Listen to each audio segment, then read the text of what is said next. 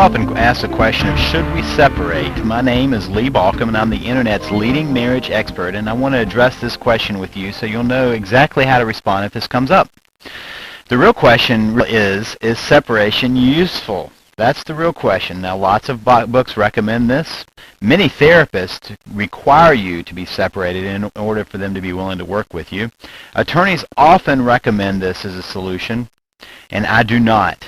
I do not recommend this except for in cases where there is abuse going on. When there is abuse, it's gotten to be too dangerous, and I do believe in separation for those, but that's really not to work on the marriage as much as to keep someone safe. In general, I do not recommend a separation as a way of dealing with marital problems. In my mind, separations are trial divorces. Let's see how it is to be apart. Even if people say, let me see if I miss you when you're not there, that's still got behind it this idea that maybe I won't miss you and maybe we can just go on our separate ways. Most couples do not reunite after a separation. Statistics are very low for success for people who actually do separate, and in fact, the longer the separation, the lower the chances of getting back together. So the notion that you can work on your relationship by being apart is, in my mind, just ludicrous. It's kind of this idea that we can't work together, so we're going to separate and work together. It just doesn't work. It's just not useful. Sometimes you need to separate in the house, and there are some specific reasons why I think you should stay in the same house, but you may need some room, and that's when communication escalates too often. If you find yourself constantly fighting, you may need to find, for instance, separate bedrooms or separate places to spend the evening, just as a way of making sure that you don't constantly get into this escalation process. And when you can't sleep because you're angry with the person who's beside you, sometimes you just need to do that to get your rest.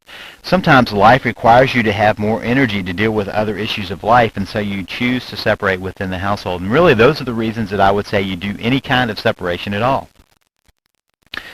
Here are my general suggestions, and again, your specific situation may be different, but here's what I generally suggest.